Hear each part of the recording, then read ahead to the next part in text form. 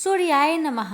प्यारे भक्तों, आज आप सभी श्रवण करेंगे कार्तिक मास के दूसरे रविवार की व्रत कथा।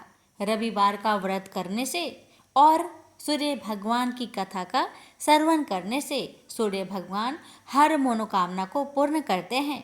इसलिए कथा को बड़े ही श्रद्धा भाव से पूरा अवश्य सुनिएगा। प्रेम से बोलिए सूर्य नारायण की जय। तो आइए भक्तों, हम श्रवण करते हैं रविवार सूरज भगवान की व्रत कथा। 2 माँ बेटी थी। सूरज भगवान का व्रत करती थी। सूरज भगवान का व्रत आया, माँ को किसी आवश्यक कार्य से बाहर जाना पड़ा। उसने अपनी बेटी से कहा, बेटी तू 2 रोट बना लेना। बेटी ने 2 रोट बना लिया। उसी समय एक जोगी भिक्षा मांगने आया। उसने माँ के रोट में से एक टुकड़ा तोड़कर जोगी को दे दिया। माँ बाहर से आई और बोली, मेरा रोट दे। तो बेटी बोली, माँ एक जोगी भिक्षा मांगने आया था, आपके रोट में से थोड़ा टुकड़ा उसको दे दिया। ऐसा सुनते ही उसकी माँ ने जिद पकड़ ली और सारा दिन कहने लगी, घी रोटो दे, घी रोटो मेली कोर दे, पूरो दे पर महारो दे।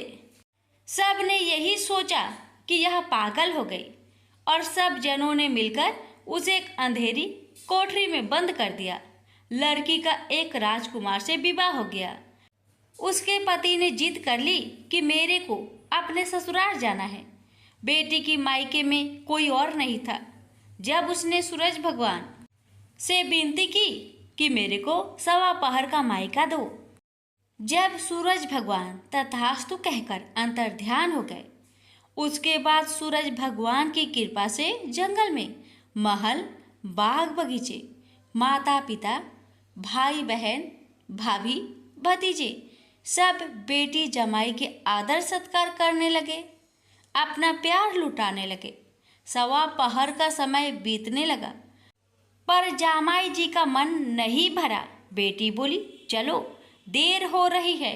उसको पता था 1.25 पहर होते ही सब खत्म हो जाएगा। वो अपने पति को लेकर जाने लगी। उसके पति ने अपने एक पाँव की मोचरी वहीं छोड़ दी। आधे रास्ते गया और बोला, मेरी मोचरी वहीं रह गई। उसने बहुत समझाया, आपके क्या कमी है, पर वह नहीं माना। वापस जाकर देखा तो वहाँ जोर से हवा चल रही। जहाँ भोजन बनाया वहाँ राख उड़ रही। पेड़ के नीचे उसकी मोचरी रखी थी। उसके पति ने उसका हाथ पकड़ा और पूछा, ये जादू किया तुमने? तब उसने अपने पति को सारी बात बताई। उसके पियर मायका में कोई नहीं है, उसकी एक बावली माँ है। ये तो सूरज भगवान ने उसको 1.25 पहर का मायका दिया। उसने और उसके पति ने सूरज भगवान से प्रार्थना की और सूरज भगवान की कृपा से उसकी माँ ठीक हो गई और उसको बहुत सारी धन दौलत देकर विदा किया। हे सूरज भगवान, जैसा लड़की को दिया वैसा सबको देना।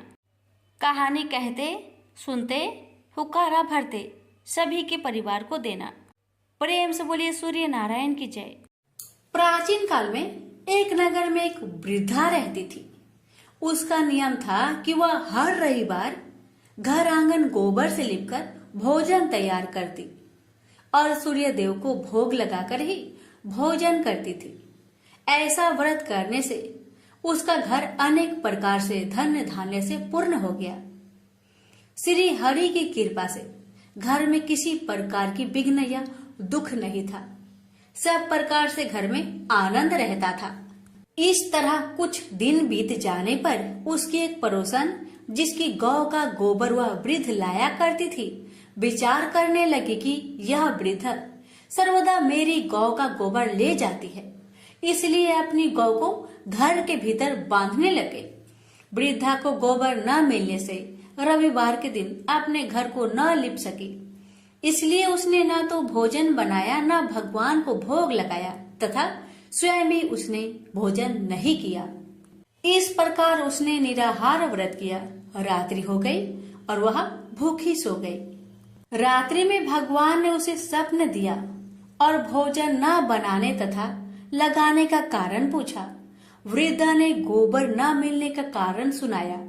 तब भगवान ने कहा कि माता, हम तुमको ऐसी गौ देते हैं जिससे सभी इच्छाएं पूर्ण होती है, क्योंकि तुम हमेशा रविवार को गौ के गोबर से लिपकर भोजन बनाकर मेरा भोग लगाकर खुद भोजन करती हो। इससे मैं खुश होकर तुमको वरदान देता हूँ।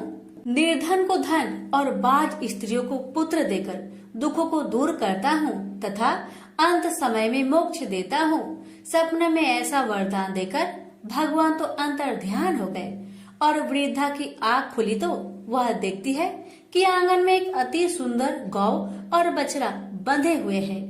वह गाय और बछड़े को देखकर अति प्रसन्न हुई और उसको घर के बाहर बांध दिया और वही खाने को चारा डाल दिया। जब उसकी पड़ोसन वृद्धा ने घर के बाहर एक अति सुंदर गौ और बछड़े को देखा तो देश के कारण उसका हृदय जल उठा और उसने देखा कि गाय ने सोने का गोबर किया है, तो वह उस गाय का गोबर ले गई और अपनी गाय का गोबर उसकी जगह रख गई। वह नित्य प्रति ऐसा ही करती रही और सीधी साधी वृद्धा को इसकी खबर नहीं होने दी। तब सर्वव्यापी ईश्वर ने सोचा कि चालाक पड़ोसन के कर्म से वृद्धा ठगी जा रही है, तो ईश्वर ने संध्या के समय अपनी माया से बड़े जोर की आंधी चला दी।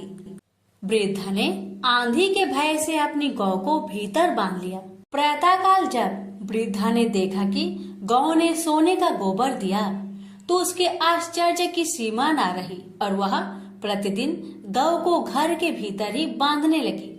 उधर पड़ोसन ने देखा कि बुढ़िया गौ को घर के भीतर बांधने लगी है और उसका सोने का गोबर उठाने का दांव नहीं चलता, तो वह ईर्ष्या और डाह से जल उठी और कुछ उपाय न देखकर पड़ोसन ने उस देश के राजा की सभा में जाकर कहा, महाराज, मेरे पड़ोस में एक वृद्धा के पास ऐसा गौ है जो आप जैसे राजा के ही योग है।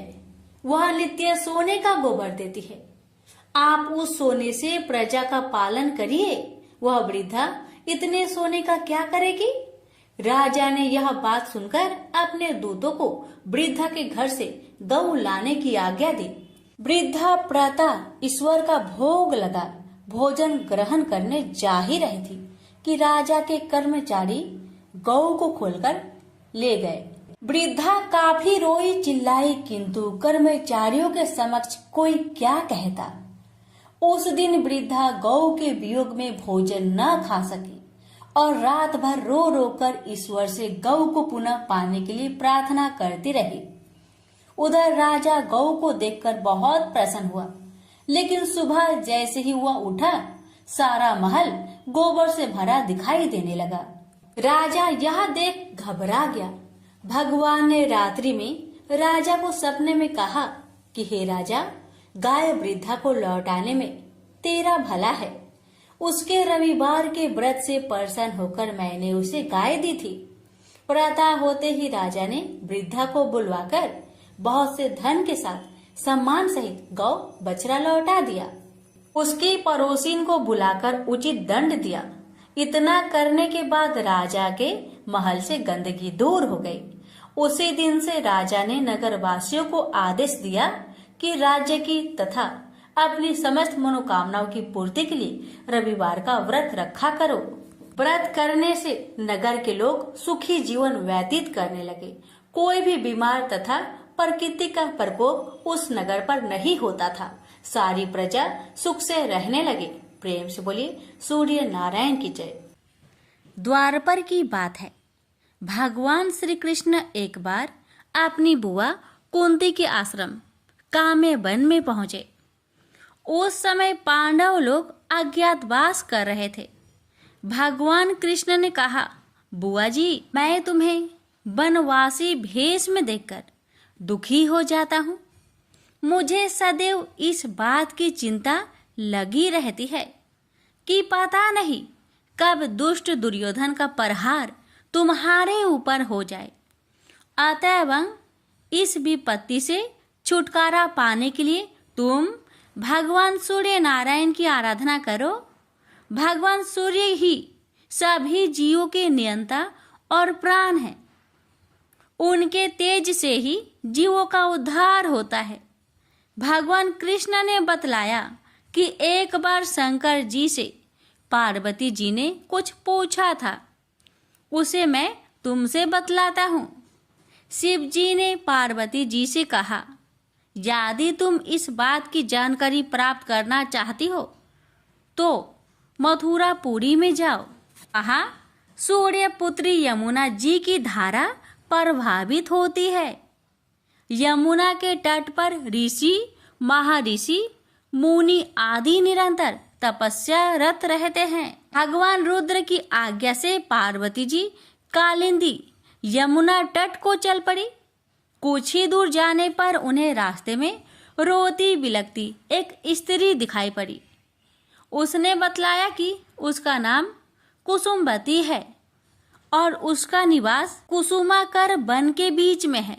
संतानहीनता होने के कारण उसके पति बसंत ने उन्हें त्याग दिया है और इस प्रकार वह निराश्रिता हो गई है। पार्वती जी उस स्त्री को साथ ले आगे चली गई। उन्हें रोती हुई एक दूसरी स्त्री मिली। उसने बताया कि मेरा नाम गंगा है। मेरे पति महाराज शांतनु ने पुत्रों के जीवित न रहने के कारण मुझे अपमानित किया, जिससे मैं दुखी होकर घर चली आई हूँ। इसी प्रकार थोड़ी दूर जाने पर मधुबन में माधवी नाम की एक स्त्री और मिली, जो पति के वैभव का नाश होने के कारण घर से निकाल दी गई थी। इनके अंतरल आगे जाने पर कुमुद वन में कुमुदा नाम की स्त्री से भेंट हुई, जिसके पति को राजा ने बंदी बना लिया था और वह व्याकुल होकर विलाप कर रही थी। उन सभी स्त्रियों को साथ लेकर पार्वती जी यमुना तट पर जा पहुंची। उस तट पर पूजन उत्सव देखकर पार्वती जी ने ऋषि पत्नियों से पूछा कि यह किस देव की आराधना हो रही है, इस पूजन का विधान और फल क्या है। उनकी बात सुनकर एक ऋषि पत्नी ने कहा, यह जगत पिता सूर्य नारायण का व्रत है और सभी मनोरथों को पूर्ण करने वाला है। इस व्रत को करके प्रत्येक नर नारी अभीष्ट सिद्धि प्राप्त होती है। तुम्हारी भी यदि कोई वांछा हो तो इस व्रत को करके प्राप्त करो।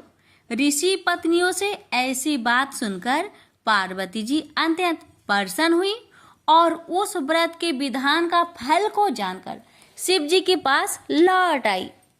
पार्वती जी ने इस व्रत को करके विघ्न नाशक गणेश जी जैसे पुत्र को प्राप्त किया। प्रेम से बोलिए सूर्य नारायण की जय।